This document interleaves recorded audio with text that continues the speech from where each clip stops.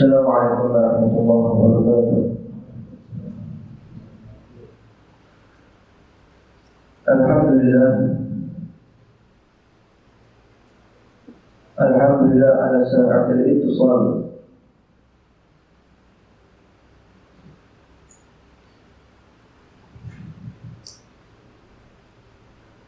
Asyhadu an la ilaha illallah wahdahu la syarika lah. Wa asyhadu anna Muhammadan abduhu wa rasuluh. Allahumma shalli wa sallim wa barik wa karim wa majid ala sayyidina wa habibina wa syafi'ina wa qurrati a'yunina sayyidina maulana Muhammad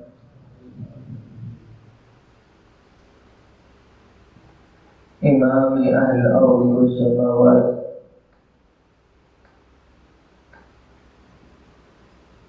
wa ala alihi wa ashabihi wa azwajihi wa dhurriyyatihi wa tabi'ina wa tabi'it tabi'in bi ihsan ila yaumiddin wa ala jami'il malaikatil muqarrabin wa jami'il ibadillahi shalihin wa alayna ma'hum bi rahmatika ya arhamar rahimin وجودك يا أجود الأجودين. أما بعد فمن يتعلم تعليما النفع والانتفاع وحتى لا تمسك بكتاب الله سنة رسوله والدعاء والدعاء إلى دار الخير ابتغاء وجه ربه وقربه سبحانه وتعالى. اللهم أخرجنا من ظلمة الوهم وأكرمنا بالعلم وزينا بالعلم ونورنا بمعرفة العلم برحمتك يا أرحم الراحمين.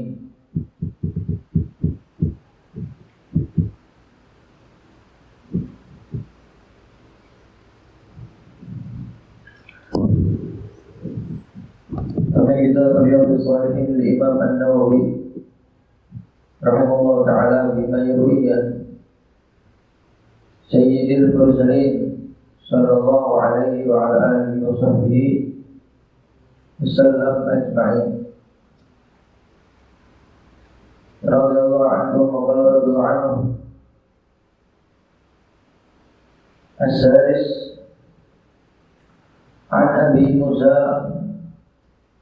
radhiyallahu anhu qala ihtaraqa baitun bil Madinah ala ahlihi al-layl falamma hudditha Rasulullah sallallahu alaihi wasallam sya'nihi qala inna hadhihi an-nar aduwwun lakum fa idza nimtum fa'atfi'uha 'ankum muttafaqun alayh.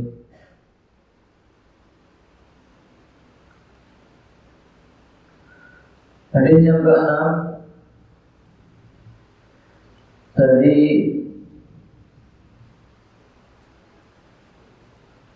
Sayyidina Abu Musa Al-Ash'ari. Sayyidina Abu Musa Al-Ash'ari radhiyallahu ta'ala anhu wa Allah, beliau berkata, ihtaraqa baitun bil Madinah, telah terbakar baitun rumah bil Madinah, ada di Madinah, ala ahlihi, yang terjadi kepada penduduk Madinah. Maksudnya terbakar satu rumah, ya, baitun satu rumah ada di Madinah, ala ahlihi, yang mana dari satu rumah tadi itu menyebabkan terbakar pula kepada ahli penduduk Madinah yang lainnya.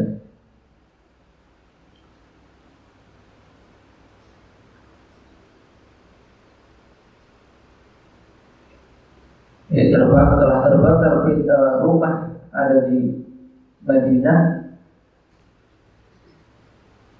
yang menyebabkan kebakaran kepada penduduk Madinah. Lain terjadi di malam hari.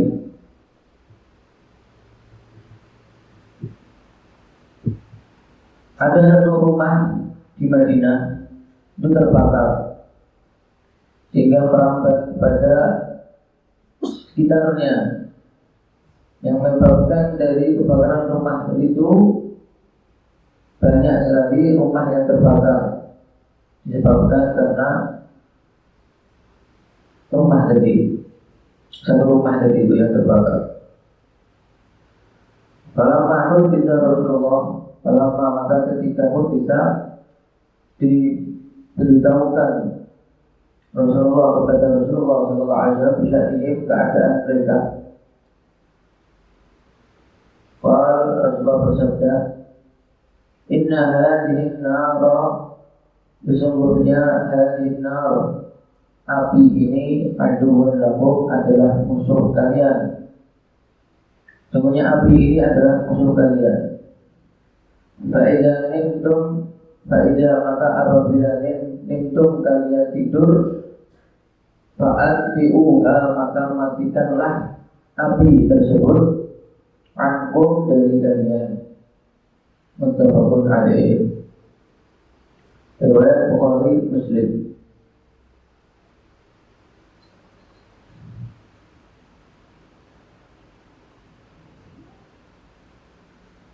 Jadi di Madinah itu pernah ada kejadian satu rumah itu terbakar. Rumahnya terbakar, satu rumah itu disebabkan karena dia tidak mematikan lampu, ya, lampunya beda sama ini, sama sekarang ini. Dulu lampunya pakai obor, ya, pakai api lampunya yang dahulu. Sebelum tidur lupa mematikan api di rumahnya, sehingga dia tertidur terbakar itu rumahnya. Karena api yang sangat besar sehingga menjalar itu api dan mengenai ala ahli, mengenai penduduk Madinah yang lainnya.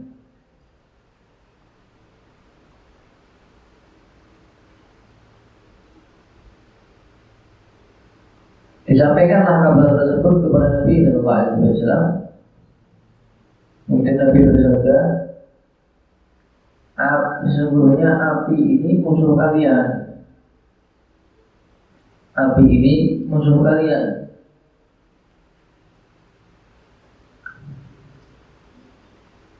Maka apabila kalian tidur, maka matikanlah api tersebut dari kalian.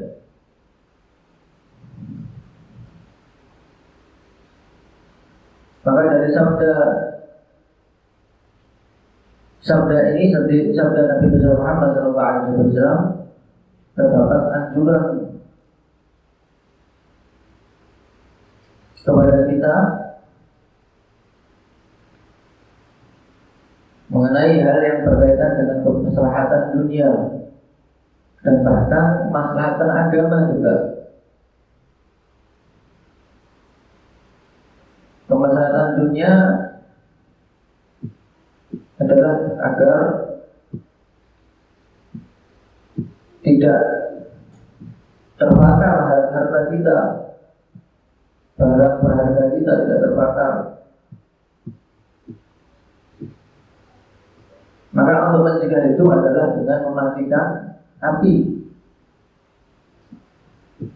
Adapun kemaslahatan agama, masalah yang berkaitan dengan agama atau akhirat adalah menjaga diri, menjaga nyawa, yang mana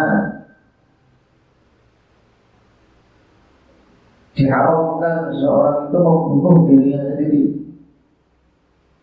Maka ketika seorang itu memadamkan api di malam hari sebelum tidur, maka dia telah menjaga nyawanya. Nah, ini kemaslahatan agama. Kemaslahatan dunia adalah menjaga hartanya, menjaga barang berharganya, rumahnya dan harta-hartanya.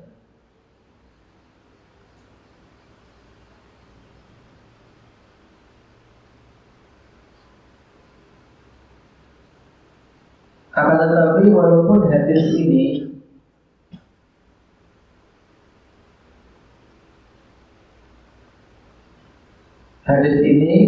menjelaskan mengenai lampu yang dimaksud Nabi di sini api, berupa apa? Api yang tidak ada di zaman sekarang.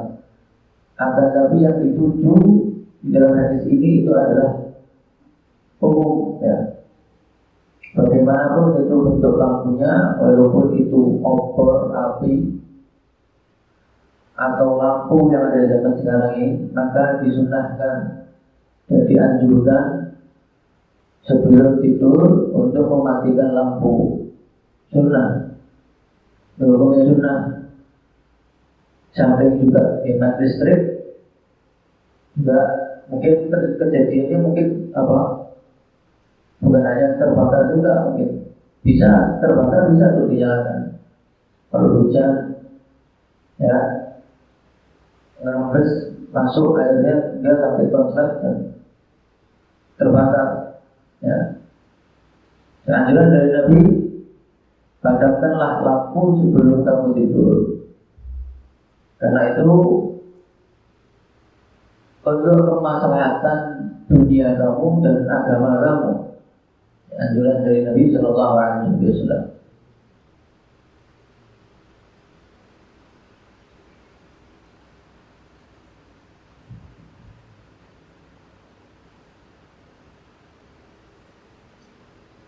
Itu jelas. Akan tetapi yang menarik di dalam hadis ini adalah Nabi mengatakan bahwa api itu musuh kalian. Dia mengatakan apa? Sebenarnya api itu musuh kalian. Ini yang menarik. Maka dari ucapan Nabi ini memiliki makna yang sangat dalam. Di antara maknanya adalah api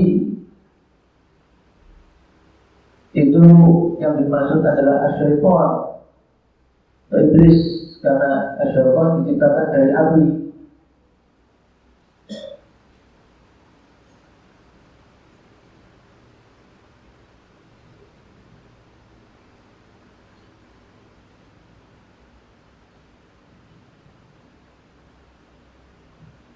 Soalnya mana atas sudah 5 orang biyadai.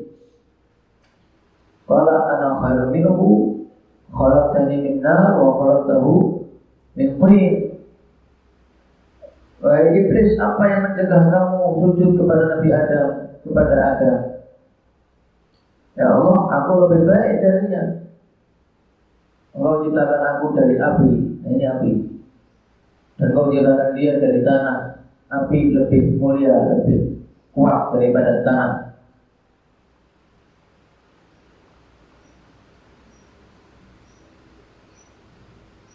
Tidak syaitan, tapi iblis diciptakan dari api. Dan setan itu adalah musuh yang nyata bagi manusia. Musuh yang nyata bagi manusia.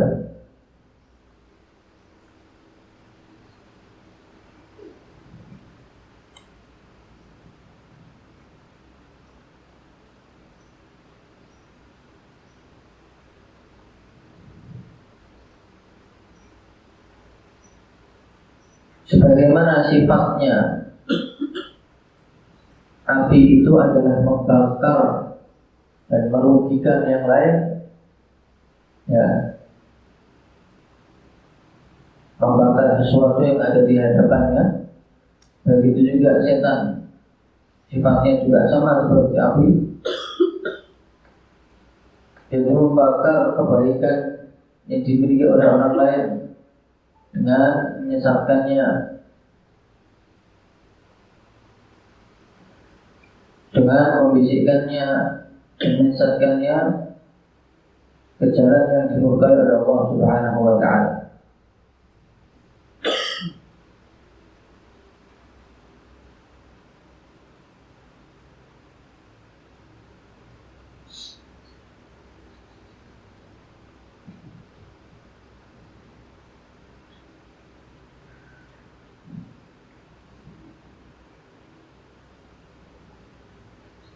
Dan juga di antara pelajaran yang bisa kita ambil dalam hadis ini juga adalah bagaimana kita sangat dianjurkan untuk menjaga diri kita, menjaga diri kita dengan baik-baik, menjaga diri kita sebelum sebelum mendapatkan penyakit, sebelum terkena penyakit atau keburukan. Maka alangkah bodohnya seseorang itu ketika dia mencari obat setelah dia sakit. Seharusnya dia menjaga dirinya, menjaga tubuhnya dari penyakit supaya tidak sakit. Bukan dia kemudian kalau sudah sakit baru cari obat. Nah, ini orang yang bodoh. Dia menjaga dirinya agar tidak terkena penyakit. Jadi gitu. Bukan membiarkan dirinya sakit baru dia cari obat agar penyakitnya sembuh atau dokter dan lain sebagainya.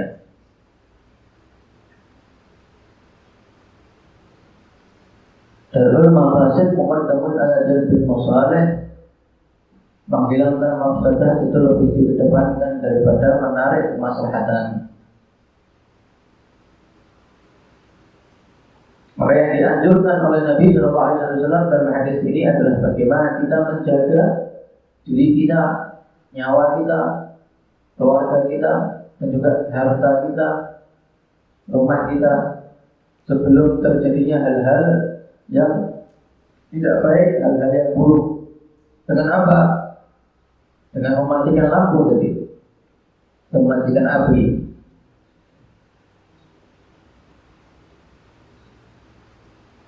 Ya, banyak hal-hal yang semacam ini yang kita anggap sepele ini telah diajarkan oleh Nabi SAW.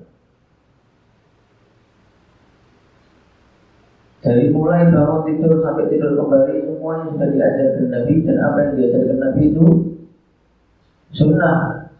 Itu adalah anjuran dan sunnah, yang mana apabila kita melakukannya mendapatkan pahala. Jadi ketika kita mematikan lampu di malam hari, kalau yang mengikuti Nabi dapat pahala, dapat pahala.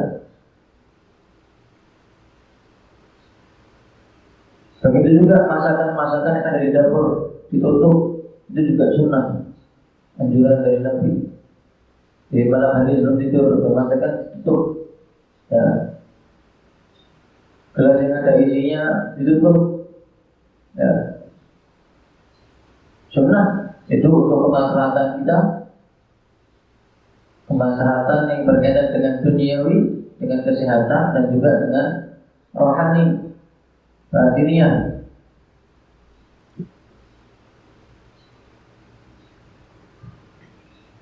Sehingga kesehatan kita dapat dan juga pahala pun juga kita mendapatkannya.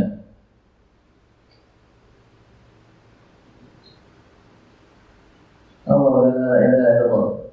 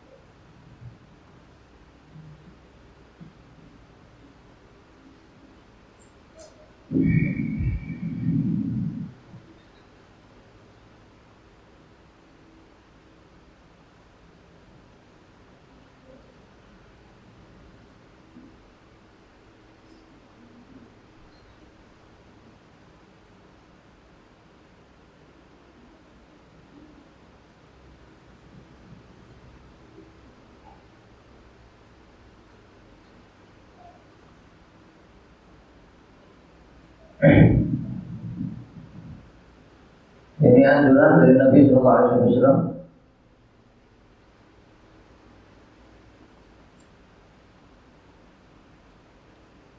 untuk mematikan api sebelum atau lampu sebelum tidur.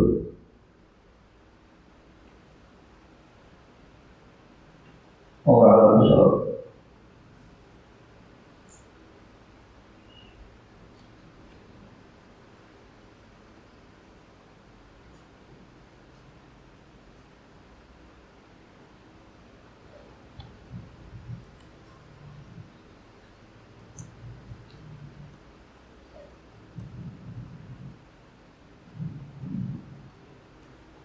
Maka dari itu setan itu diciptakan dari api dan dia menyombongkan diri karena diciptakan dari menganggap bahwa api itu lebih kuat daripada tanah, padahal sebaliknya tanah itu lebih kuat dari api. Dan kalau dari segi manfaat, tanah memberikan manfaat daripada api memberikan mudarat. Dari mana datangnya api itu lebih kuat lebih mulia daripada tanah? Tanah lebih mulia dari api, ya, lebih memberikan manfaat daripada api. Maka kamu wahai manusia yang cintakan dari tanah, maka jadikanlah dirimu sesuai dengan apa yang telah diciptakan kepadamu, yaitu tanah. Jadikanlah dirimu seperti sifat tanah, memberikan manfaat kepada orang lain. Jangan kamu merubah sifat aslimu, yaitu sifat tanahmu, kamu rubah dengan sifat api. Itu betul. Nah, itu boleh mencari.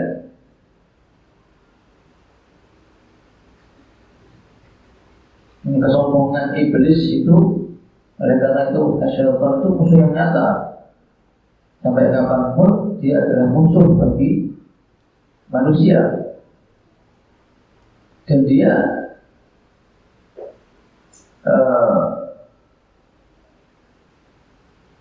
mendapatkan kemurkaan dari Allah Subhanahu wa Ta'ala karena kesombongan. Dan bahkan di zaman Nabi Musa alaihissalam, iblis ini memohon kepada Nabi Musa untuk berbicara kepada Allah agar apakah ada kesempatan bagi dia untuk bertaubat. Bisa nggak iblis itu bertaubat kepada Allah? Kata Allah, kalau dia mau sujud ke kuburan Nabi Adam, saya akan terima taubatnya. Apa kata iblis? Di masa hidupnya saja saya nggak mau sujud, apalagi di kuburannya, katanya iblis. Wala'idzubillah min dzalik.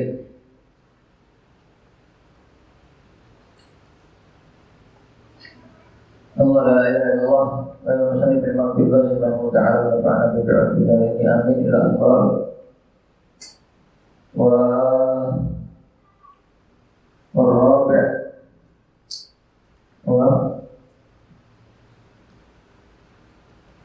Rabi' dan syarat yang keempat,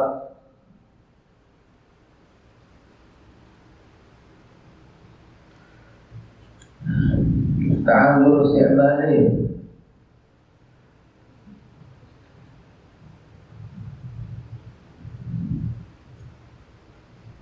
tidak mampu isti'mali untuk menggunakan air.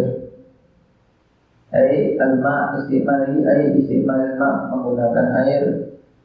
Bi'an yakhaf min isti'mal ma', sekiranya dia takut, khawatir min isti'mal ma' menggunakan air. Ala dhahab bin nafsin, khawatir menggunakan air. Kenapa? Karena hilangnya dhahab nafsin, akan hilangnya jiwanya, nyawanya. Apabila dia menggunakan air, maka kemungkinan besar dia akan meninggal. Atau manfaat admin, atau hilangnya manfaat anggota tubuh, anggota badan. Kalau dia menggunakan air, tangannya akan lumpuh. Dia khawatir menggunakan air. Air ada, tapi dia tidak mampu menggunakan air. Udur kalau menggunakan air. Kenapa?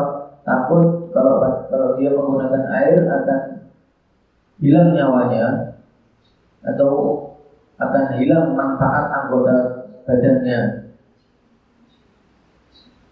Nah, maka boleh tayamum, walaupun ada air, boleh tayamum. Akan tapi kalau tidak, kalau sakitnya cuma biasa, tidak sampai meninggal, tidak sampai hilang nyawanya atau manfaat anggota tubuhnya, nah maka tidak boleh tayamum. Oleh dahulu dan juga masuk di dalam udur ini. Udur menggunakan air, malau kana bi qurbihi ma wa khafa law qasadahu ala nafsihi min sab'in aw adwin aw ala malihi min syarikin aw ghasib. Malau kana apabila bi qurbihi ma, di sampingnya ada air.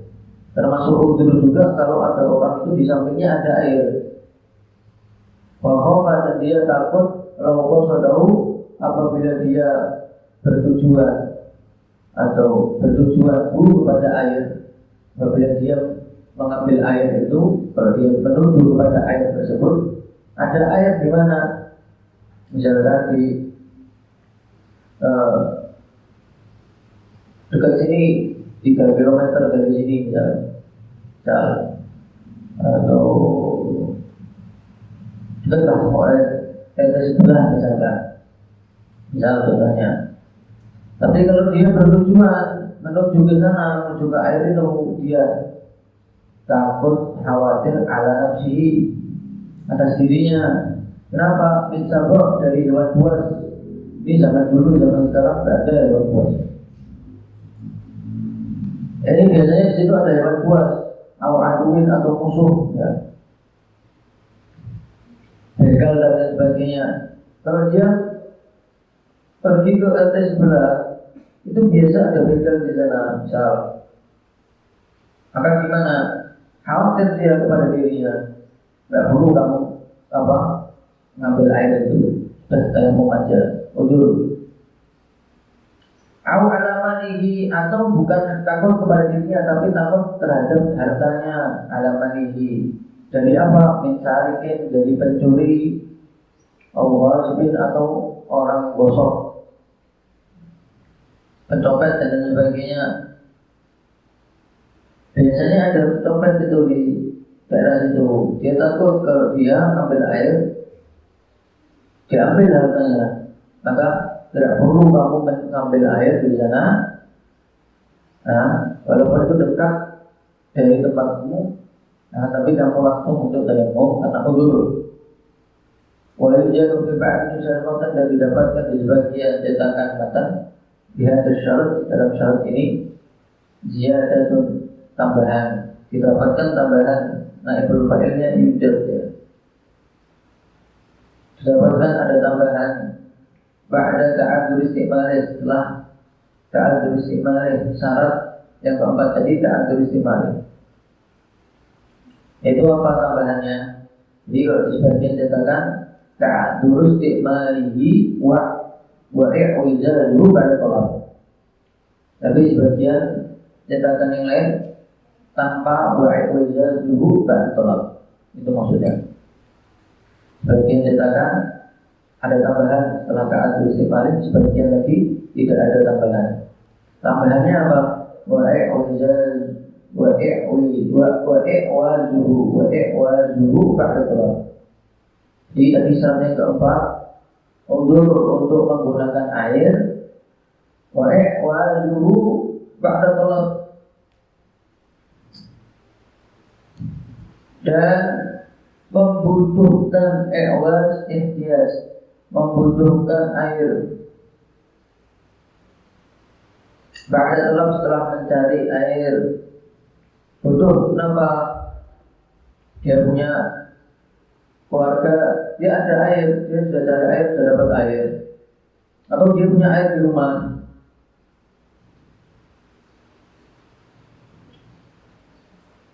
Satu galon misalkan. Tapi ini kemungkinan ini akan lama ini. tidak ada air di depannya itu akan lama, sampai sebulan mungkin. Ini kalau galon ini saya gunakan untuk wudhu saat ini, juga dengan keluarga saya. Besok kita masak pakai apa? Minum pakai apa? Jadi membutuhkan air, ya, untuk dirinya, untuk hewan peliharaannya. Malah bagaimana? Termasuk udur. Boleh kamu langsung tayamum, air kamu gunakan, walaupun dibutuhkannya di kemudian hari. Udur.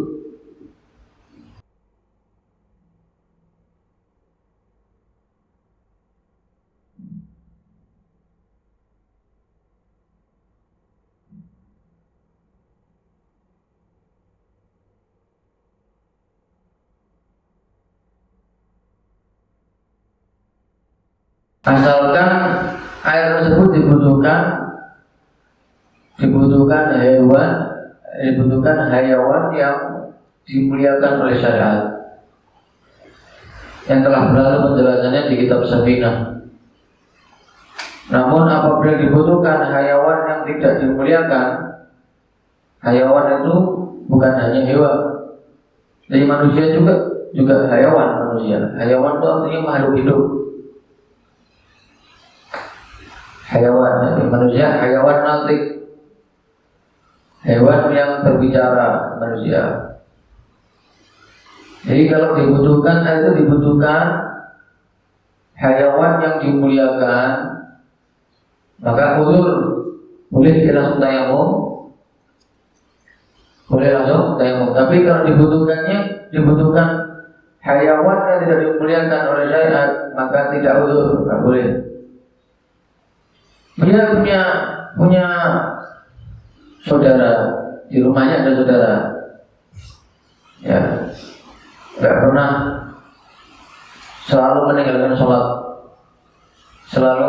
sholat, ya. Tarikus sholat itu adalah hewan yang atau hayawan yang tidak dimuliakan, sehingga ada air tapi dibutuhkan sama saudaranya yang meninggalkan sholat ini. Gimana? Dikasihkan saudaranya atau digunakan untuk wudhu, untuk dirinya? Gunakan untuk wudhunya kamu. Kenapa? Karena orang yang meninggalkan sholat itu tidak dimuliakan. Itu juga peliharaan babi. Walaupun sehat babinya, tidak dimuliakan, butuh air. Tidak usah dikasih babi, digunakan untuk wudhu. Anjing yang gila, yang mana mengganggu kamu, maksudnya yang gila itu ganggu kamu, ya, ngejar kamu, itu anjing gila. Ini ada air, dikasihkan anjing gila itu atau digunakan untuk wudhu, gunakan untuk wudhu. Kenapa? Karena anjing gila itu tidak dimuliakan, kecuali kalau anjingnya nggak gila. Beda sama babi, ya. Kalau babi semuanya mutlak. Kalau anjing yang tidak dimuliakan itu anjing yang gila, liar. Jadi kalau nggak gila, yang tidak mengejar kamu, tidak ganggu kamu, maka itu dimuliakan.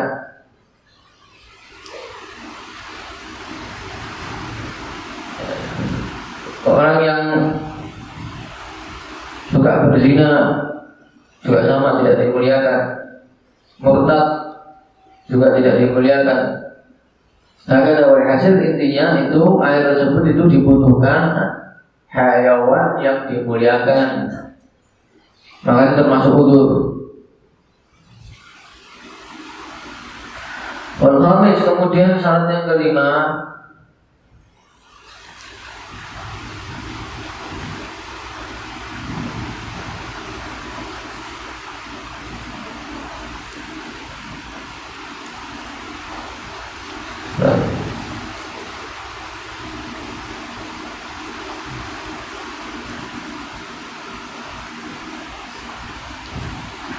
syarat yang kelima, at-turabu thahir, debu yang suci mensucikan. At-thahir ayat at-tahur, suci mensucikan. Ghairul munad, tidak basah.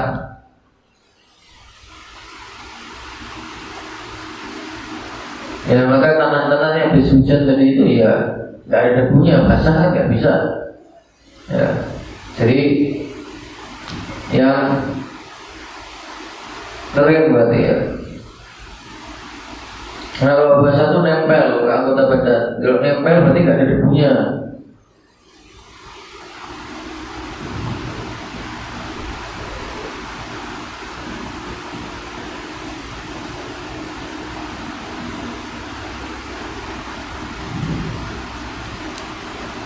Wah, itu tohir dan juga termasuk al-tohir.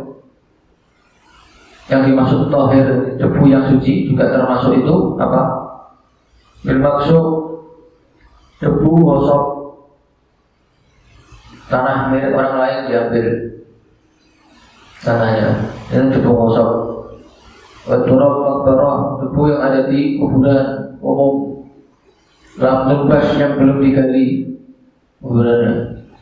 Kalau kuburannya belum digali, ya, ngambil tanah ada di kuburan untuk tayamum. Ini juga suci. Kalau hukum fikihnya ya suci. Tapi kalau secara hukumnya ya nggak boleh, gitu. Secara hukum yang lain tidak boleh. Secara hukum tayamumnya suci. Ya, debu kuburan yang belum digali. Ya, kalau sudah digali, ini sudah lama kuburannya sering digali. Kenapa digali? Karena sudah penuh. Dan banyak orang yang meninggal dunia ditumbuk, kan boleh hukumnya dengan syarat-syaratnya. Kuburan sudah penuh, tapi banyak yang meninggal dunia. Ya gimana?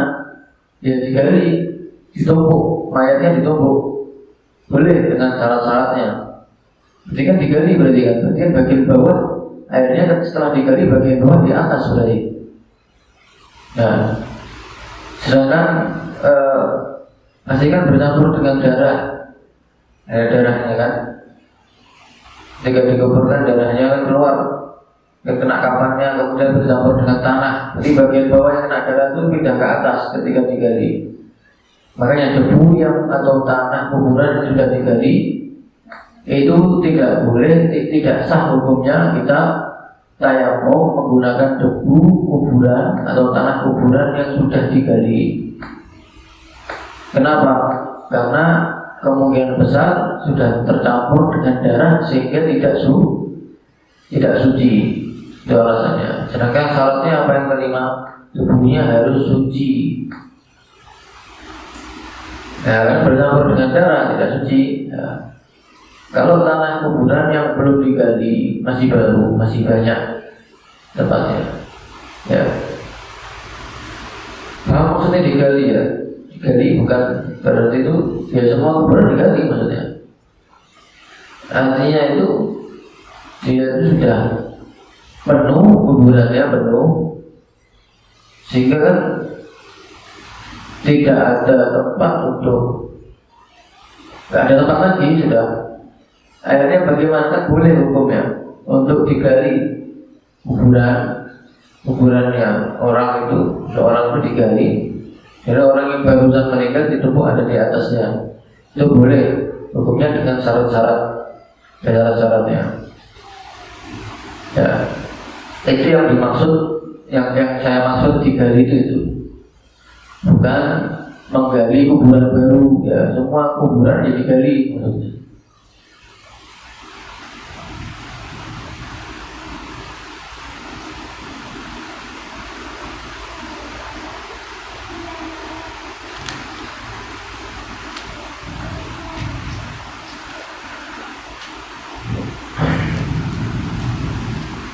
Wajib fi ba'dina sahur mendapatkan di sebagian matan ziyadah tambahan di atas dalam syarat yang kelima ini.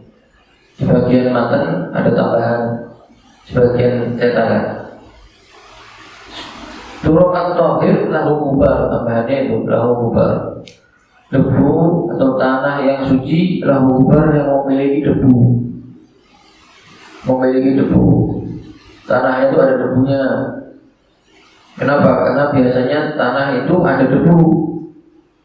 Tapi pada kalanya tanah itu nggak punya debu, nggak ada debunya. Seperti di tanah yang basah, La ilaha illallah. Itu gak ada debunya. Jadi tanah yang ada debu. Fa'in khalatahu jisun aw ramlun, apabila tercampur tanah tersebut tercampur dengan kapur, ya, atau semen contohnya misalkan, aw ramlun atau pasir, lam yujzi, tidak cukup untuk digunakan tayamum, tidak cukup untuk digunakan tayamum. Jadi harus murni tanah yang memiliki debu.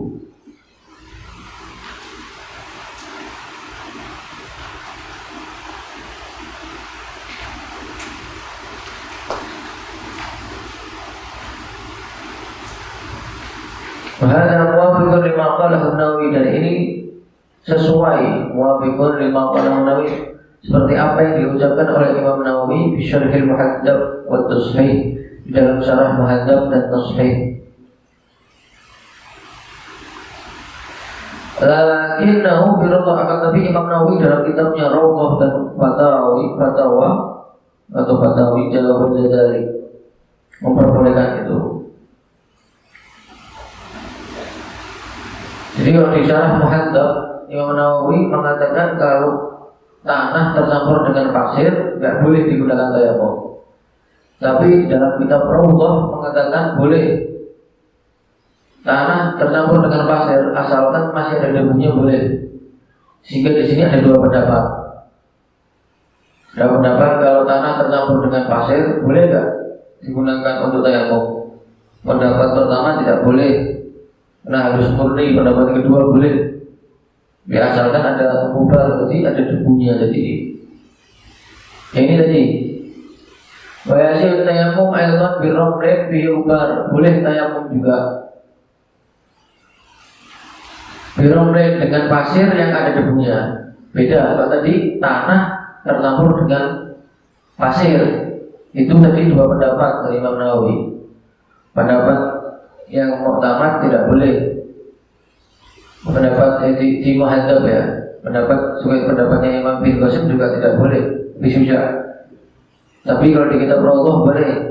Nah, yang barusan ini pasir, dia pasir bukan tanah. Pasir tapi ada debunya, itu boleh nggak buat tayamum? Boleh. Ya sihut tayamum aidan bi ramlin bihi ubar. Akan tapi ini juga ada pendapat yang lain juga ya, yang mengatakan tidak boleh karena bukan tanah tapi itu pasir.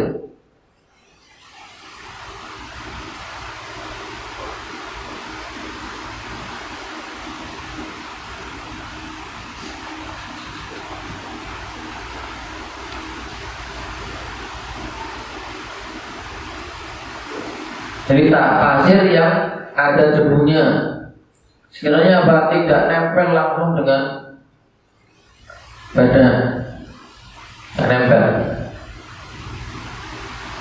ada debunya.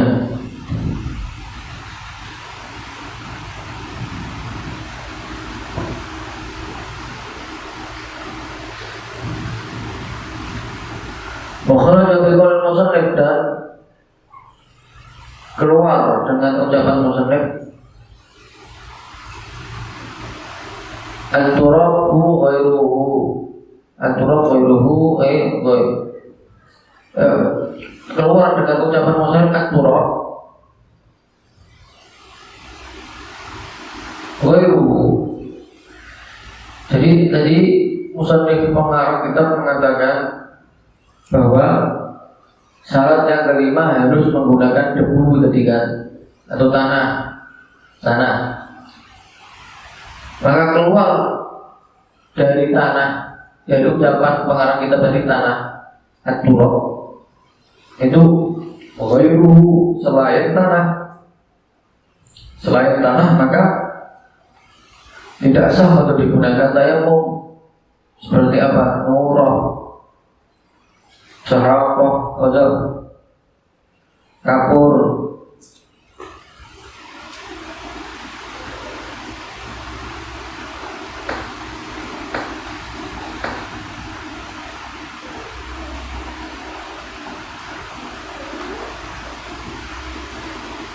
atau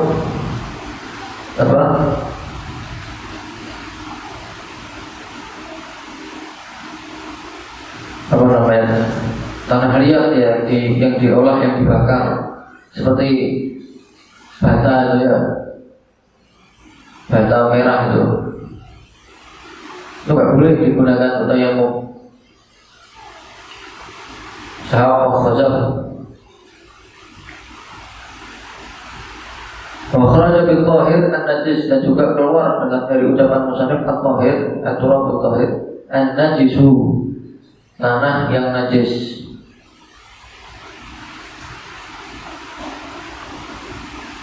Tanah tersebut sudah terkena kotoran anjing, kotoran apa, dan najis. Wa amma turabul musta'mal fala yasihu tayammum bih. Adapun tanah yang mustakmal maka tidak sah tayamumnya dengan tanah tersebut. Sama. Tapi yang dimaksud mustakmal itu apa? Yang dimaksud mustakmal itu yang berjatuhan dari anggota tayamum, dari wajah atau tangan. Adapun yang masih di tanah dia bukan, tidak menjadi mustakmal. Kita letakkan tanah ada di wadah, nanti kita ambil. Yang di sini bukan mustakmal, tapi yang berjatuhan dari wajah dan tangan itu yang mustakmal. Ya, setelah kita pakai, boleh nggak digunakan sama orang lain ini wadah ini? Boleh, ini nggak mustakmal, tapi yang berjatuhan nggak, kecuali kalau jatuhnya ke sini lagi, tidak. Makanya kalau menggunakannya agak jangan terlalu dekat dengan wadahnya, atau tempat dia mengambil debunya.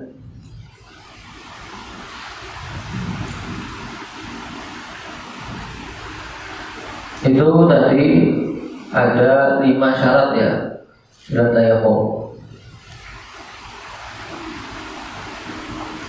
Jadi kalau pasir, boleh nggak pasir? Boleh, asalkan ada debunya. Ya.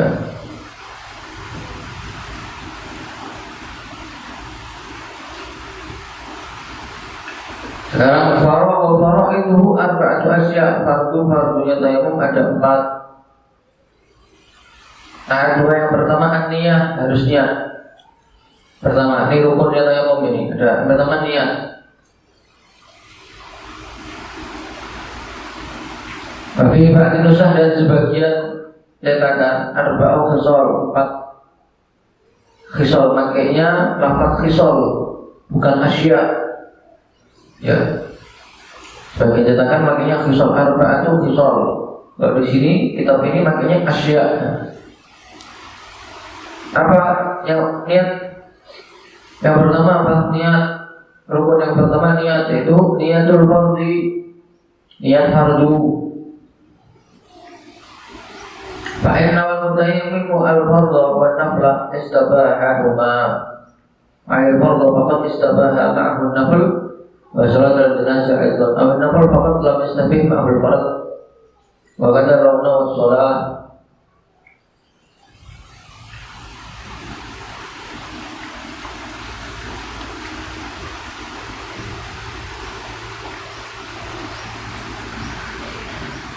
Apabila seorang yang tayamum pun niat fardhu, niat fardhu, wanafal, dan niat sunnah, niat sholat fardu dan niat sholat sunnah, istabahahuma, maka dia boleh menggunakan tayamum itu untuk sholat fardu satu, untuk sholat fardu dan sholat sunnah.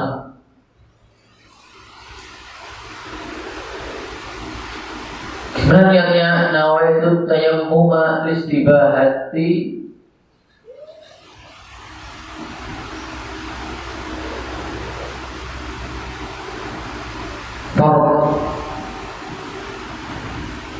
fardhu sholat wa nafliha.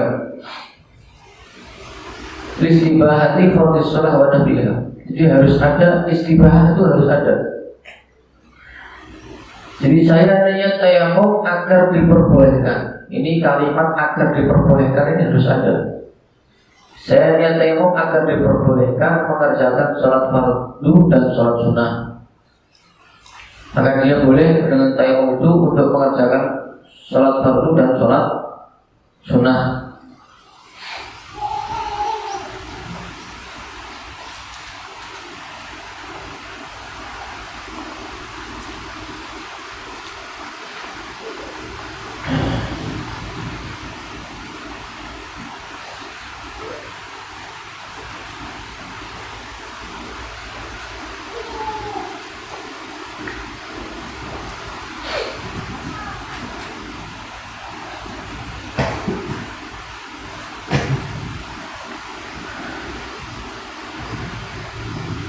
Jadi ada 3 tingkatan ya di dalam niat tayamum. Yang pertama, kalau niatnya itu dia niatnya untuk mengerjakan sholat fardu, itu apa? Nawaitu tayammuma listibahati fardhis sholat. Ini tingkatan yang pertama. Saya niat tayamum agar diperbolehkan melaksanakan sholat fardu. Maka dengan niat ini, dengan tayamum ini, dia boleh mengerjakan 1 sholat fardu dan berapapun dari sholat sunnah, dan berapapun dari sholat sunnah.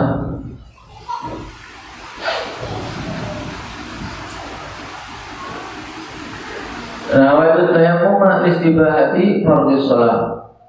Saya niat tayamum akan diperbolehkan mengerjakan sholat fardu. Boleh 1 sholat fardu dan berapapun dari sholat sunnah. Tingkatan yang kedua, kalau dia niatnya untuk sholat sunnah,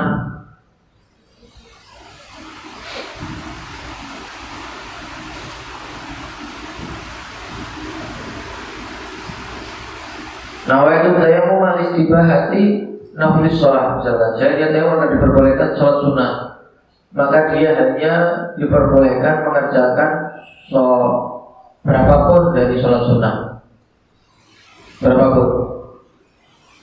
Tapi dia tidak boleh mengerjakan sholat fardu.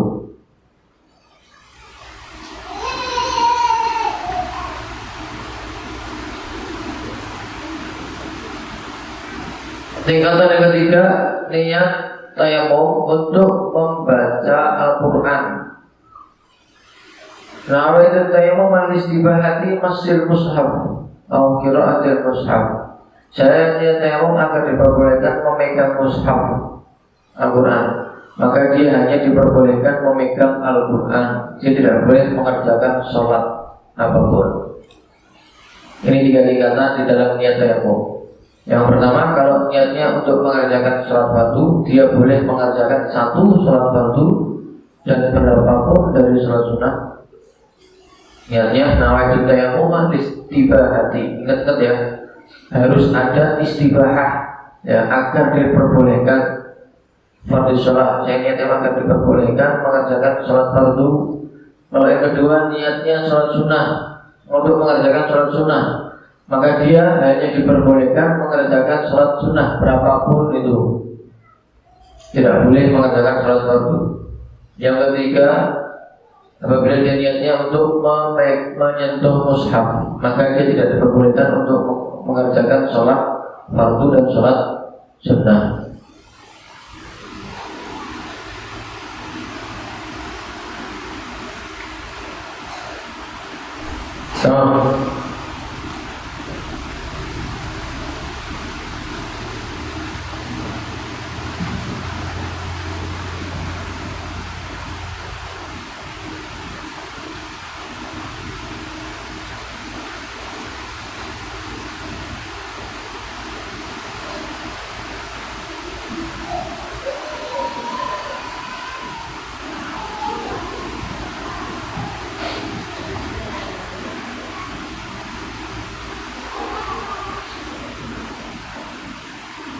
Kemudian untuk niat ini harus dibarengkan, ya jika hukum niat tayamum wajib membarengkan niat tayamum binaqli turab, dengan memindahkan debu ilwaji ke wajah, walyadini dan kedua tangan.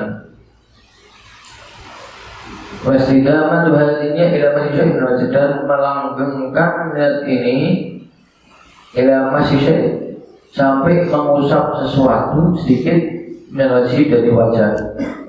Jadi niatnya kapan dimulai? Ketika ngambil debu. Ngambil debu ini sudah mulai niat. Nawa itu tayammuma dibarengkan, dilanggengkan itu niat sampai dia mengusap sebagian dari wajah. Jadi niatnya bukan ketika di wajah. Beda sama wudhu. Kalau wudhu kan niatnya ketika air mengenai wajah kan. Bagaimana tayammum ketika ngambil debu itu sudah mulai niat. Nawa itu tayammuma listibahati baru sholat. Jadi mulai ngambil debu itu niat. Terus dilanggengkan itu niat, diteruskan niat, tidak berhenti di sana sampai dia mengusap sebagian wajah. Paham ya? Jadi bukan niatnya cuma ketika ngambil, salah itu, atau ketika mengusap wajah. Tapi jadi mengambil debu sampai niat itu dilakukan sampai dia mengusap wajah, sebagian wajah. Bagaimana niatnya? Tadi itu 3 tingkatan ini. Yang pertama, kalau niatnya fardu sholat, boleh mengerjakan sholat fardu 1, sholat fardu dan berapapun dari sholat sunnah.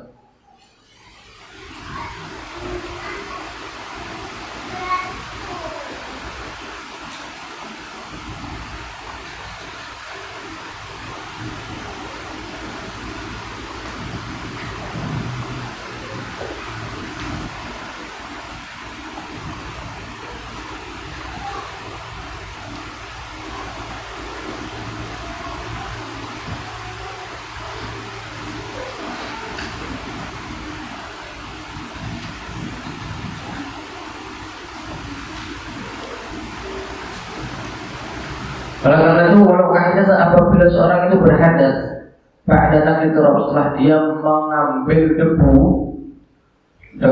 belum sampai ke wajahnya, hadas dia lam yamsah, maka dia tidak mengusap wajahnya bidalikatul dengan debu tersebut. Bal yaqulu ghairahu, tapi dia mengambil debu yang lain. Agak sah sudah.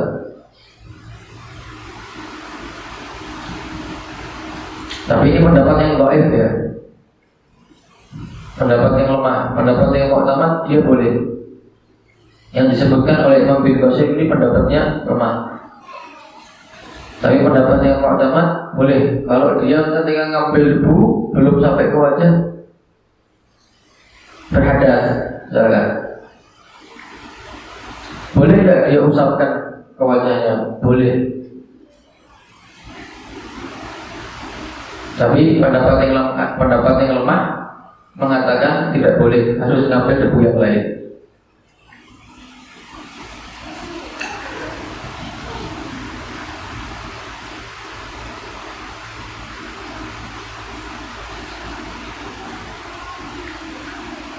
Tadi mengenai niat tadi ada 3 tingkatan. Kalau yang pertama niat mengerjakan sholat fardu tadi kan, saya niat tayammum agar diperbolehkan mengerjakan sholat fardu, maka dia boleh mengerjakan 1 sholat fardu dan berapapun dari sholat sunnah. Fardu itu apa saja ya, seperti fardu sholat zuhur, subuh, duhur, asar, maghrib, isya. Kemudian juga sholat sunnah yang dinadari itu juga fardu. Jadi kalau sholat duha, niat dia nazar sholat duha 8 rakaat, maka setiap 2 rakaat dia tayammum. 2 rakaat selesai salam tayammum lagi. Kenapa? Karena hitungannya wajib. Nah, dinazari soalnya. Jadi fardu. Sedangkan kalau niat sholat fardu hanya boleh mengerjakan 1 sholat fardu. Begitu juga khutbah.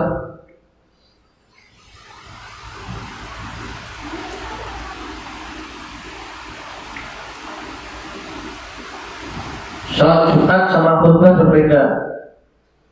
Setelah khutbah tayammum lagi. Sebelum khutbah tayammum, setelah khutbah tayammum lagi. Nah,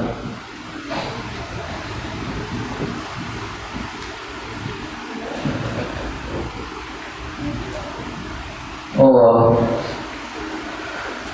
la ilaha illallah. Jadi yang perlu diperhatikan dalam niat itu adalah apa? Bahwa niatnya beda sama wudhu. Kalau wudhu kan niat menghilangkan hadas itu wudhu, karena memang air itu bisa menghilangkan hadas dengan wudhu.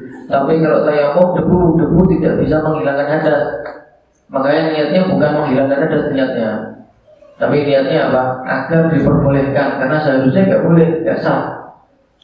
Karena toharah dhaifah tayamum itu lemah, sifatnya lemah, dia tidak bisa menghilangkan hadas. Cuma karena darurat, nggak ada air, atau karena sebab-sebab yang disebutkan sebelumnya, sehingga dia boleh tayamum keringanan dari syariat, tapi niatnya bukan menghilangkan hadas.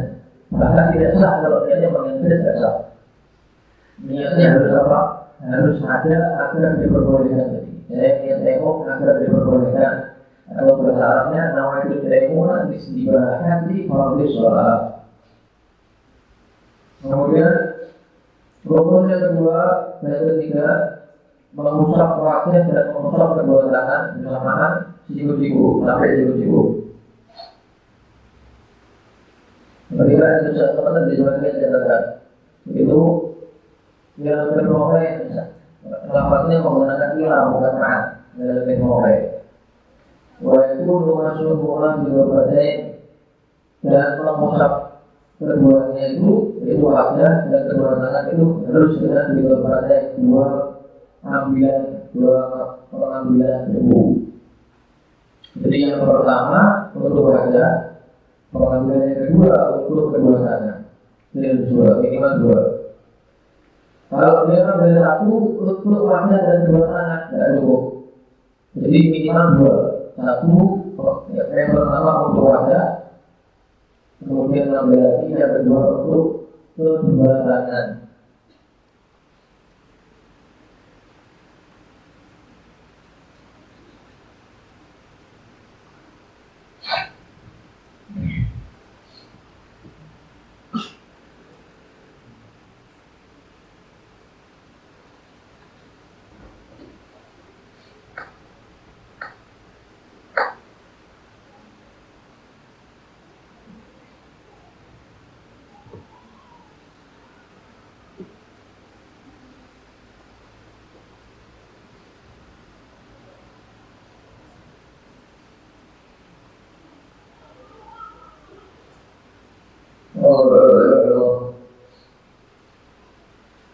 Jadi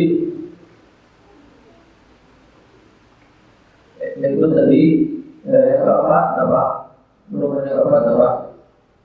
Ada tertib. Menurut BO ada tertib. Rukun yang keempat ada tertib. Berurutan. Wajah baru kedua tangan. Berarti berarti masih beberapa wajib mendahulukan mengusap wajah daripada mengusap kedua tangan. Baik dia tayamumnya itu untuk hadas kecil atau hadas besar. Makanya kalau dia tidak tertib, tidak berurutan, dia usap tangan dulu baru wajah. Kalau mesik tidak sah. Dia tidak berurutan. Tangan dulu, dia usap tangan dulu baru wajah, maka tidak sah.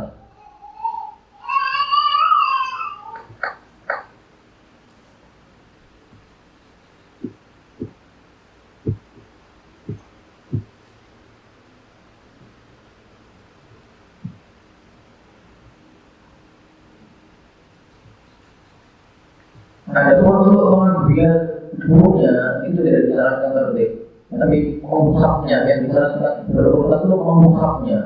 Tapi kalau mengambil debu tidak disarankan tertib, berurutan. Kalau mengambil debu lewat sebagian untuk wajah dan kedua tangan, lalu selalu tertib tidak disarankan untuk berurutan. Kalau orang ini jika apabila dia mengambil kedua tangannya langsung sekali. Dengan kedua tangannya ambil debu, kalau tolong di atas itu ambil debu sekali, pukul dia sekali ambil. Kalau masyarakat ini kemudian dia mengusap dengan tangan kanannya, dia mengusap wajahnya dengan tangan kanan. Biasanya yang minum dan tangan kirinya, dia usapkan ke tangan kanannya, ya, itu boleh hukumnya. Jadi yang dimaksud berurutan itu adalah musafnya. Yang penting musafnya pertama wajah berurutan. Tapi kalau mengambilnya tidak diharuskan berurutan. Nah, makanya nanti kalau mengambilnya barengan seperti ini. Yang dia inginkan tangan kanan untuk wajah, ketemu yang di tangan kanan untuk wajah, ketemu yang di tangan kiri untuk tangan kanan. Ini mengambilnya kan tidak berurutan berarti kan, barengan kan. Boleh dari boleh, asalkan musafnya itu berurutan, wajah dulu baru. Nah, itu maksudnya.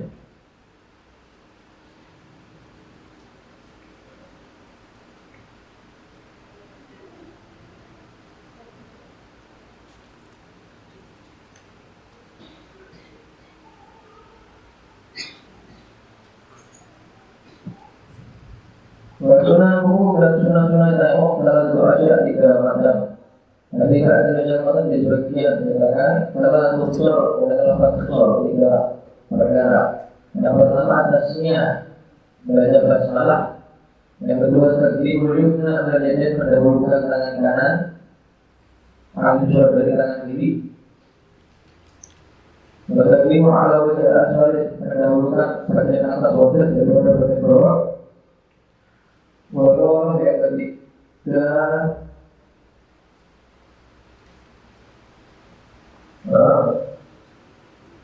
berkesinambungan. Jadi setelah mengusap wajah bersegera langsung mengusap tangan. Bagi namun dan masih ada kita untuk sunnah sunnah yang lain. Di sini ada sunnah 3, tapi sebenarnya masih ada sunnah yang lain. Nabi Allah berkata disebutkan di kitab-kitab yang besar. Di antaranya apa? Minha nasul mulai menghartamahu melepas orang yang layak melepaskan cincinnya di pengambilan yang pertama, pengambilan kedua yang pertama. Itu disunahkan untuk melepas cincinnya. Adapun di pengambilan yang kedua, pengambilan yang kedua, baik itu nasul pihak wajib melepas cincin dulunya. Disunahkan yang pertama, kalau yang kedua wajib. Kenapa? Karena kalau untuk yang pertama itu kan untuk wajah, untuk wajah. Maka tidak apa-apa kalau tidak dilepas cincinnya, tapi sunnah dilepas. Tapi kalau pengambilan yang kedua itu kan untuk tangan. Ya, kalau cincinnya masih tidak dilepas, berarti kan ada bagian yang tidak terkena debu, tidak sah. Makanya wajib dilepas. Jadi kalau pengambilan pertama sunnah dilepas, pengambilan yang kedua wajib dilepas. Itu sunnah-sunnahnya.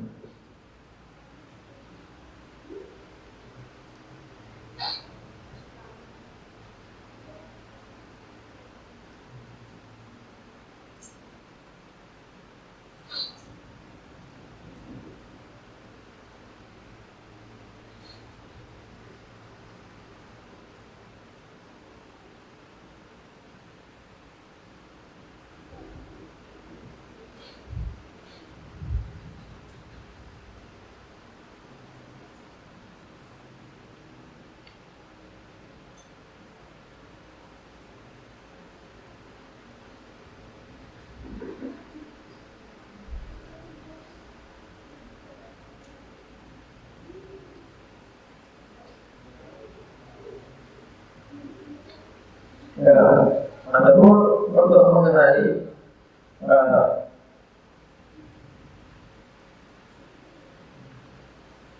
cara bertayamum dari awal sampai akhir bagaimana sesuai dengan rukun-rukun dan sunnah-sunnahnya. Yang pertama adalah apa? Membaca basmalah Bismillahirrahmanirrahim. Kemudian menggunakan jawab. Siapkan dulu pertama ya, siapkan dulu tanah yang ada di dunia.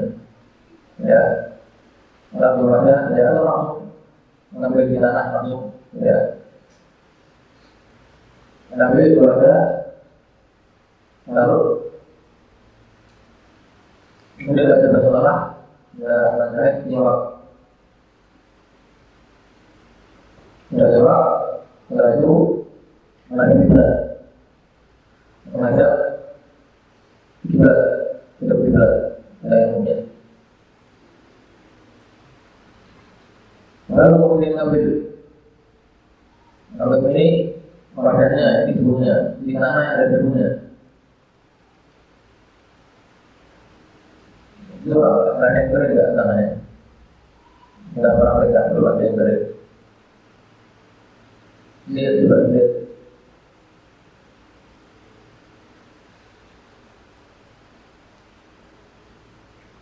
Nah,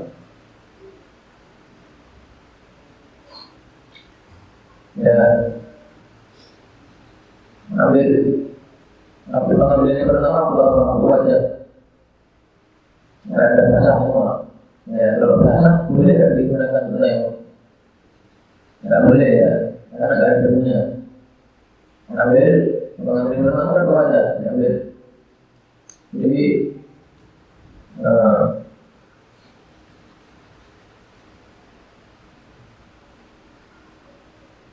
apa tadi?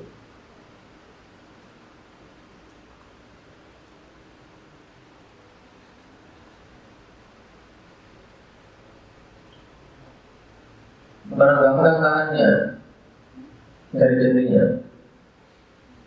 Ambil, kita diambil di tepuk seperti ini. Supaya tidak terlalu banyak debunya. Ya, berarti nanti akan terlalu kotor wajahnya. Ya. Nah itu baru apa? Wajah sekali. Makruh kalau 2 kali, 3 kali makruh. Sekali. Bagaimana kita sudah tahu batasannya kan? Ya, sekali aja. Disunahkan untuk tidak mengangkat tangannya sebelum sempurna mengusap anggota tayamum. Jadi jangan ambil gini, bagian atasnya terus dilepas tangannya, terus bagian bawahnya dilepas. Nah, sebenarnya bagaimana tidak melepas tangannya sebelum sempurna mengusap seluruhnya. Sudah cukup selesai. Di bagian wajah.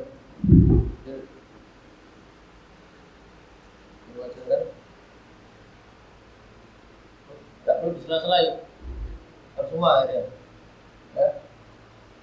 Yang jenggot tebal tidak, yang disela-selai nggak boleh. Makruh. Itu bagian bahaya saja.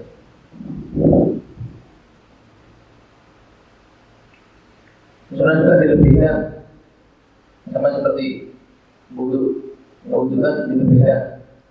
Sampai sini kan, ya wajah juga dilebihkan. Juga tapi jangan banyak-banyak.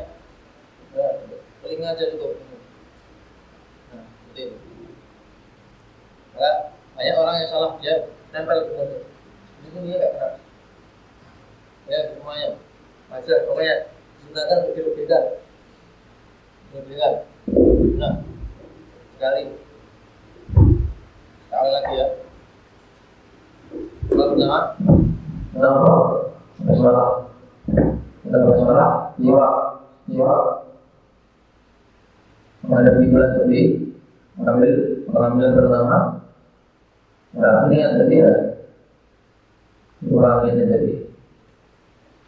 Nawajat tayamum, beristighfar hati, habis sholat. Ya, biasanya, habis lagi yang kedua. Kalau pakai cincin, wajib dilepas. Kalau pengambilan kedua, kalau punya cincin, pakai cincin, wajib dilepas. Karena apa?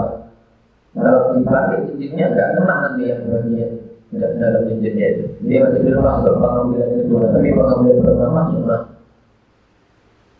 Yang kedua, misalnya seperti ini. Sunnahnya. Jadi jadi telunjuk tengah manis sama belimbing letakkan ada di bawah jari dari tangan kanan. Kanan dulu baru kiri kan, sunahnya kanan dulu.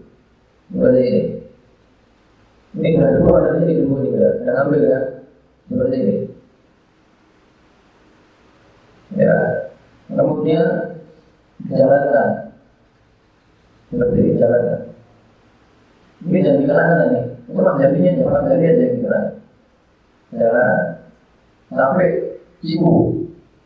Ya sudah sampai siku. baru kemudian motor, baru yang di sini dikenakan ini. Nah, dikenakan. Semuanya jangan dikenakan tadi. Enggak tadi. Seperti ini, jalan di sampai pergelangan sampai arah. Semuanya. Enggak tadi. Ini juga sama. Seperti ini. Ya. Sampai situ baru motor. Semua yang dikenakan dulu sampai pergelangan baru seperti ini. Gerakan semuanya. Selesai. Begitu saja. Sebenarnya seperti itu.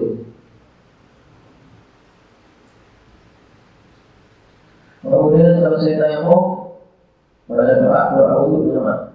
Asyhadu an la ilaha illallah wa anna muhammadan rasulullah. Allahumma ja'alni min tawabin wa ja'alni min tawabin wa ja'alni min ibadika sholihin.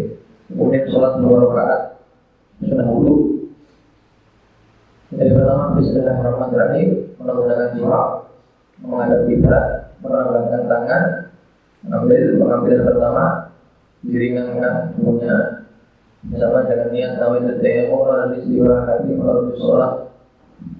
Kemudian pengambilan kedua, lalu pakai cincin dilepas cincinnya, ambil, disunahkan dengan cara tadi. Nah, selesai, kemudian doa wudu, selesai doa wudu, sholat sunnah 2 rakaat. Maka dengan niat fardu tadi boleh mengerjakan 1 sholat fardu dan berapapun dari sholat sunnah. Mau 30 kali sholat sunnah boleh, tapi kalau sholat fardu sekali.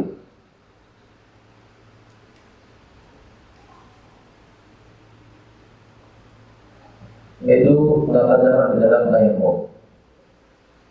Niat yang perlu diperhatikan adalah tadi niatnya harus menggunakan istiwahah. Banyak orang yang menganggap itu mengganti wudu, ini niatnya mondok. Nah, itu tayammum berfil hadasil asghar, tidak sah. Jadi niat tayammum untuk menghilangkan hadas tidak sah, karena dia tidak menghilangkan hadas. Ya, jadi niatnya agar diperbolehkan mengerjakan sholat fardu. Nama itu tayammum harus diberkati waktu sholat. Ya.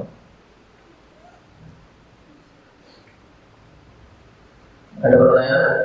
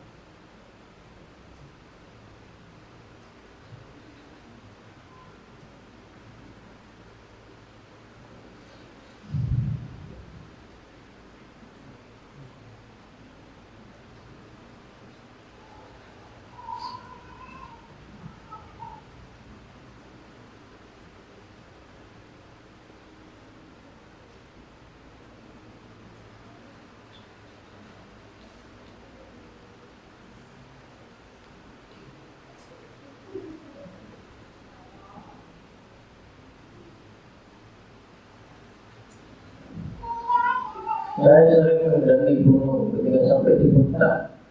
Air sulit ditemukan, namun pada jarak kurang dari 4,5 km dipastikan ada air. Dan waktu tempuh dari puncak memerlukan waktu berjam-jam, apakah diperbolehkan untuk tayamum?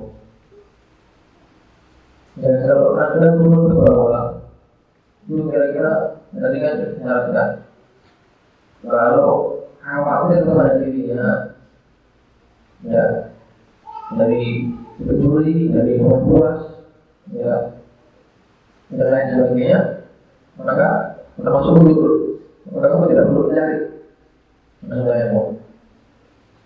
Kalau kamu benar-benar khawatir takut kepada diri, apalagi di gunung ya, apalagi di gunung, malam hari banyak kabut, nah, yakin 2 kilometer ada air, harus kita cari. Ya, kalau yakin ada lurus ya, harusnya mencari. Ya. Itu wajib mencari kalau dia merasa aman terhadap dirinya dan hartanya. Kalau dia kalau tidak, maka dia tidak wajib mencari.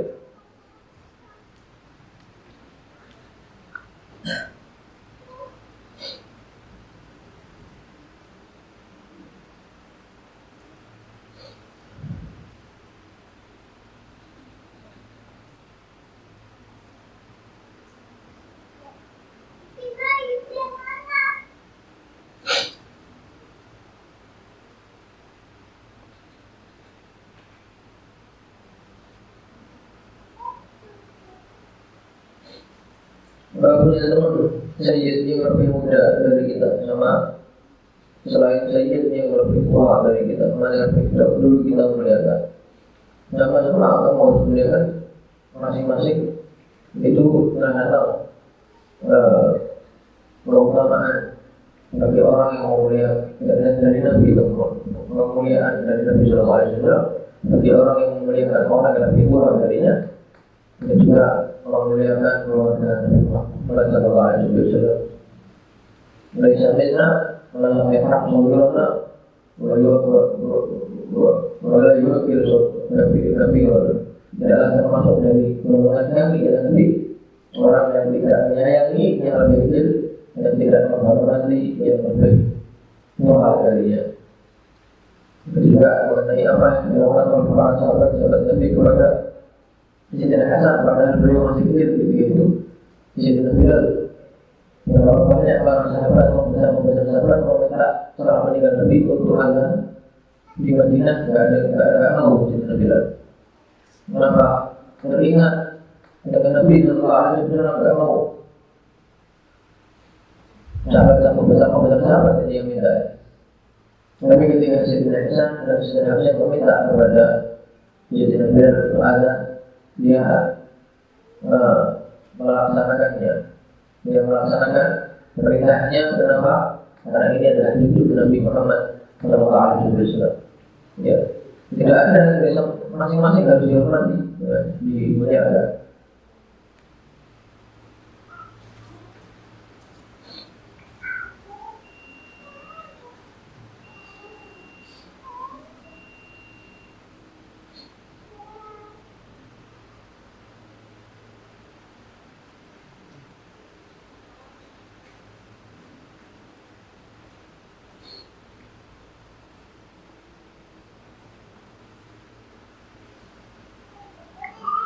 Berangkat untuk puasa Daud, tapi jika tidak kuat,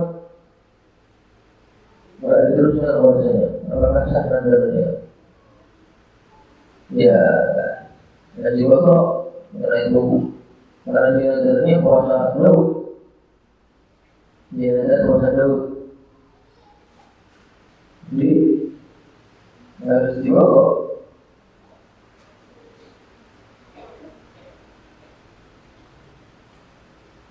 Dan itu dia mewajibkan dirinya terhadap suatu ibadah atau suatu perkara. Dan dia harus melaksanakannya. Yang sunnah itu bisa menjadi wajib dengan nazar. Sama seperti waktu yang lain yang kalau tidak dikerjakan yang harus diwakil, sama.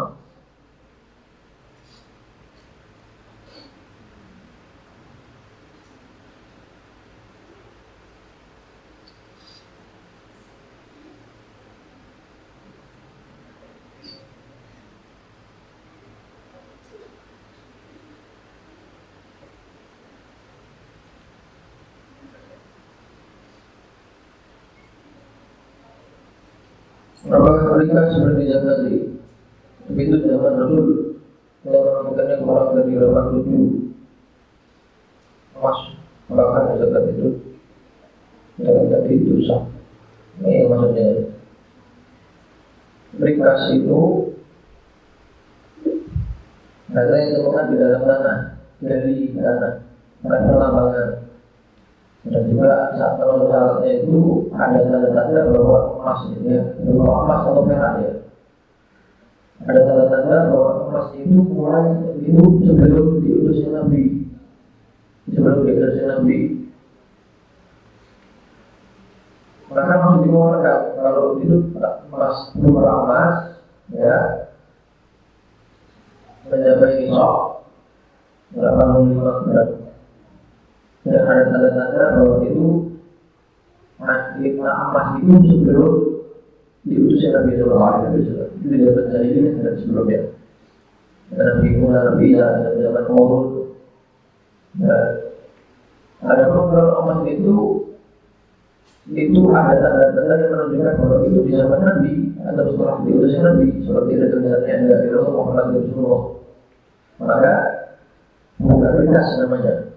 Ya, jadi bagaimana? Maka kewajibannya kalau itu menafsir dan kalau disimpan selama setahun dan masih ada pada dirinya selama setahun itu mencapai nisab, maka wajib dikeluarkan. Tapi zakatnya bukan zakat rikas, tapi zakat takdir. Rikas itu tidak ada haulnya, langsung dikeluarkan seperlimanya.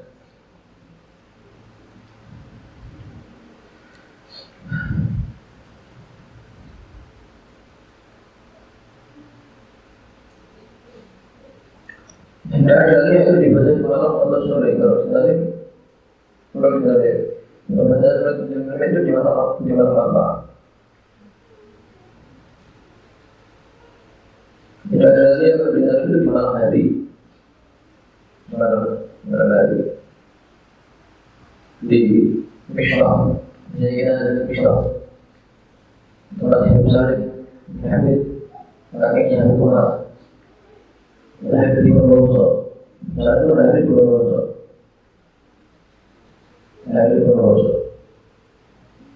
Nah, bukan itu bibinya, masih punya bibi di Bondowoso atau ada bukan bibinya. Bibi besar yang Habib ada di Islam kuburannya. Biasanya kita membaca, ada dia itu di Muawiyah, kalau di yang di daerah lain ya di sana, di Islam sana ada salah satu kuburan. Nah, kita bacanya di kuburan tersebut. Atau mengenai siapa itu pemiliknya kuburan itu berbeda-beda. Para ulama berbeda pendapat mengenai kuburan siapa itu. Di gunung sana, di gunung sana di Misra. Kalau mengenai Dewa Nabi, ya dibaca kapan pun boleh. Biasanya kita dalam surah yang harus sunat.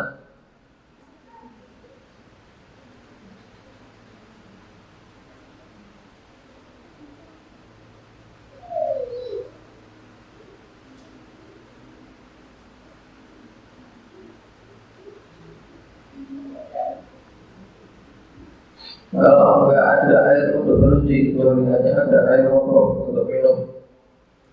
Boleh menggunakan air wokok untuk minum, itu digunakan untuk wudhu. Kalau kita masuk air wokok, sudah boleh kalau kita menyentuh air kecil, melakukan sholat tidak panas berada. Boleh kita mengingkari dalam hati atau taslim. Air yang diwakafkan untuk minum tidak boleh digunakan untuk yang lain. Kalau wakaf untuk minum, dia harus digunakan untuk minum. Ya, digunakan untuk minum saja. Tidak boleh untuk berwudu, tidak boleh untuk berjualan, tidak boleh untuk minum. Ya, tidak ada di Indonesia, tidak ada. Di Arab tidak ada. Setiap masjid itu ada.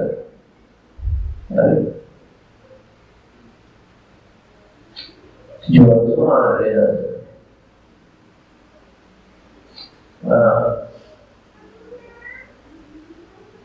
Kalau wakaf untuk umum, nah boleh. Dan wabah itu apa? Wabah itu kalau bisa untuk merata, ya.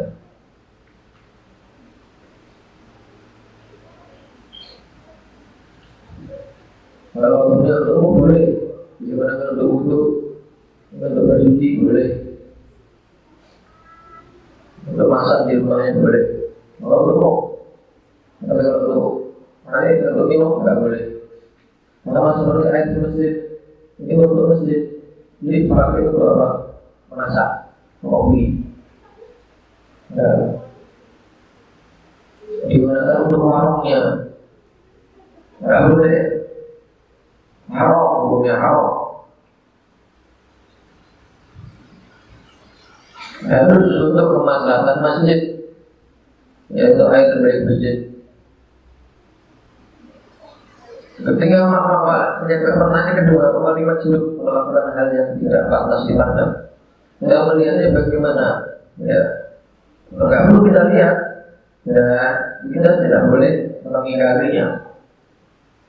Taslim saja, jangankan wali, orang lain saja kita tidak boleh suruh, ya, apalagi wali, apalagi wali.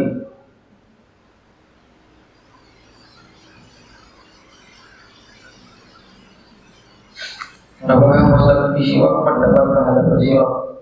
Tidak. Pasta gigi siwak, makdol siwak.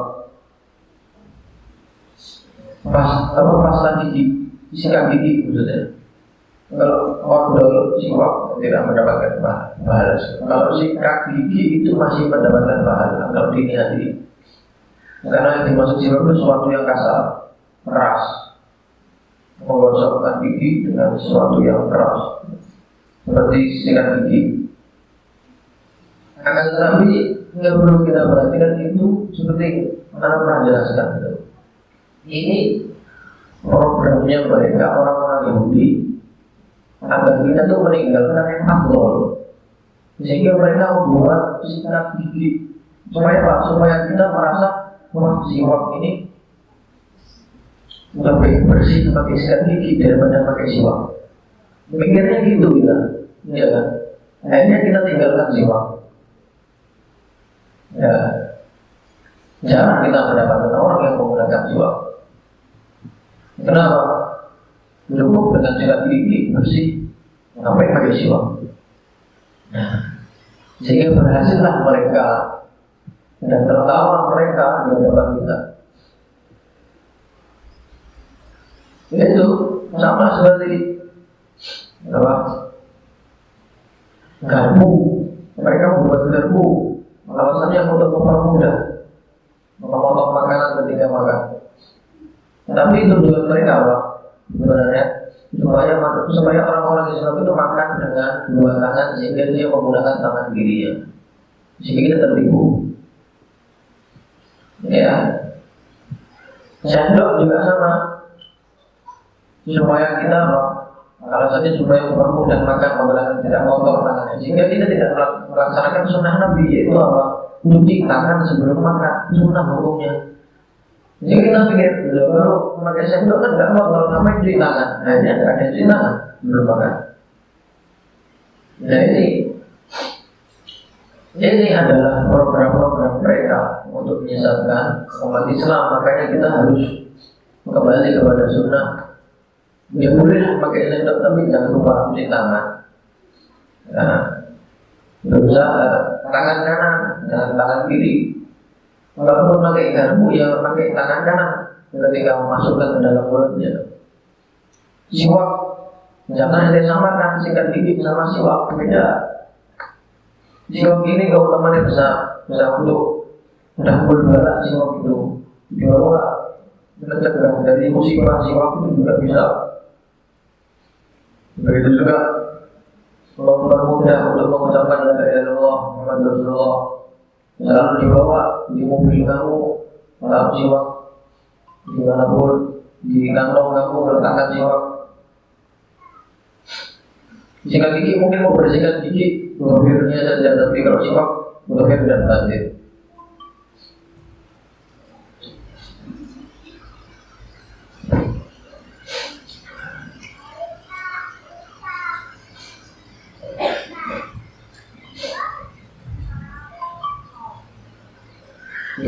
kalau debunya beli dari toko online, baru nemu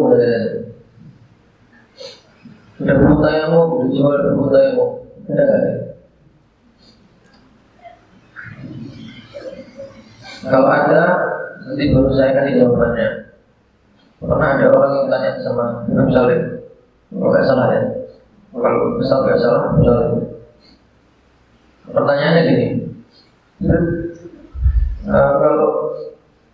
kalau kita di bulan itu sholatnya madep mana? Kita misalkan ke bulan, ya itu sholatnya madep mana? Madep bumi atau madep mana? Nanti kalau sudah sampai bulan baru tak jawab. Kalau sudah sampai bulan baru jawab.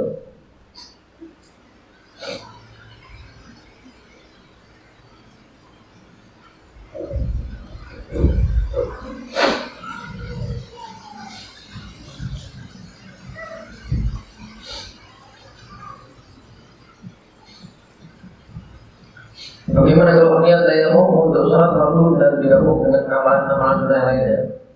Ini apa maksudnya? Jadi niat tayamum untuk akan diperbolehkan melaksanakan sholat fardu. Itu sudah cukup. Kamu bisa mengerjakan dengan itu satu sholat fardu dan sholat sunnah yang lainnya. Berapa pun dari sholat sunnah boleh, tapi kalau sholat fardu satu. Maka itu tingkat-tingkatan itu.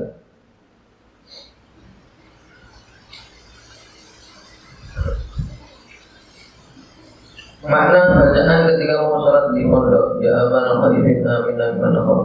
Itu amalan dari berjamaah, subhanahu segala. Ya, ambil daripada Rasul Hadad.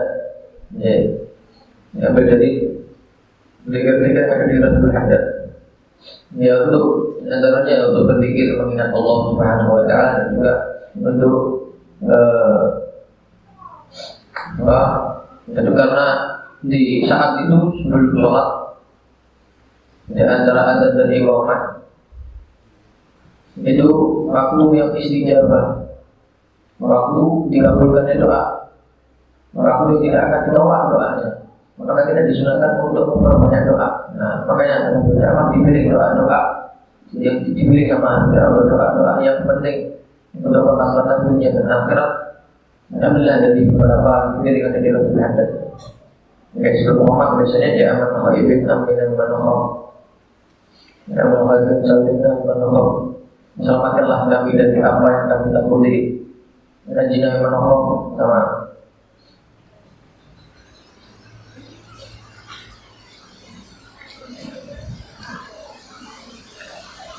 Apabila ada najis di karpet contoh kotoran cicak, apakah perlu dibuang aja tetap dibasuh?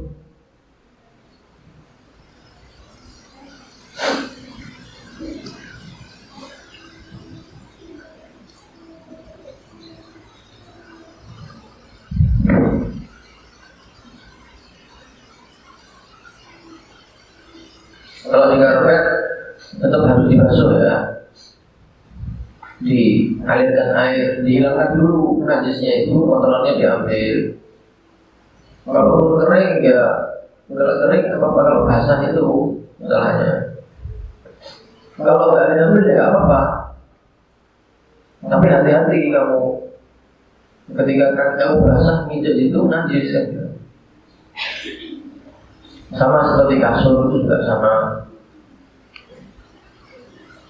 Jadi harus diambil, kemudian disiram, dibasuh air, ambil kotorannya dibasuh air. Kalau basah kotorannya, kalau kering, kotoran kering ketemu kering kan suci. Bukan kotorannya, yang terkena itu suci karena kering ketemu kering. Ini pegang anjing, anjingnya kering, tangan kamu kering, nggak najis tangan kamu, karena kering ketemu kering itu maksudnya. Jadi kalau ada yang basah, kita akan menjadi najis sehingga harus disucikan, diambil, kemudian dibasuh air.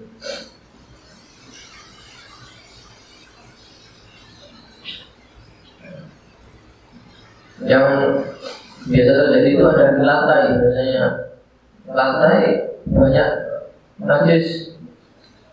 Dibiarkan biasanya harus dipel, yang seharusnya najisnya cuma di satu titik karena sebab dipel kemana-mana. Dan semua lantainya najis. Boleh itu bilangnya tadi. Nah itu pentingnya belajar di ilmu agama, ilmu fikih.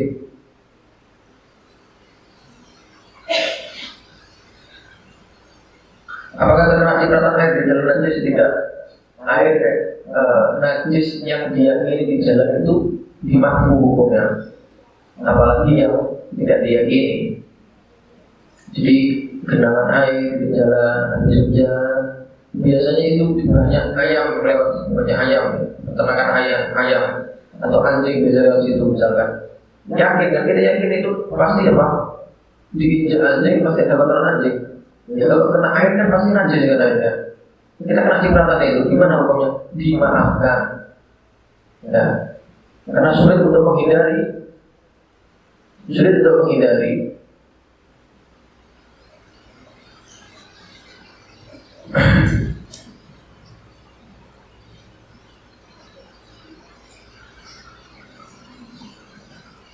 Apabila di perjalanan kemudian sholat jamaah dan apakah tidak tayamum, apakah tayamumnya 2 kali? Kalau sholat jamaah tayamumnya 2 kali, karena satu tayamum untuk satu sholat fardu tadi. Kalau niatnya fardu ya, saya niat tayamum untuk agar diperbolehkan mengerjakan sholat fardu.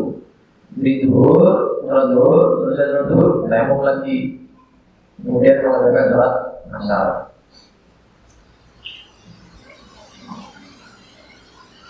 Lihat dulu ini contohnya bagaimana dia tayamumnya karena sebab apa. Kalau sebab tidak mendapatkan air, dia langsung tayamum. Tapi kalau karena sebab yang lain, itu akan kita jelaskan nanti di babnya ini. Setelah ini, insya Allah membahas Sahibul Jabirah, menggunakan perempuan memakai infus dan lain sebagainya. Akan dibahas itu cara mensucikan, cara bersucinya bagaimana.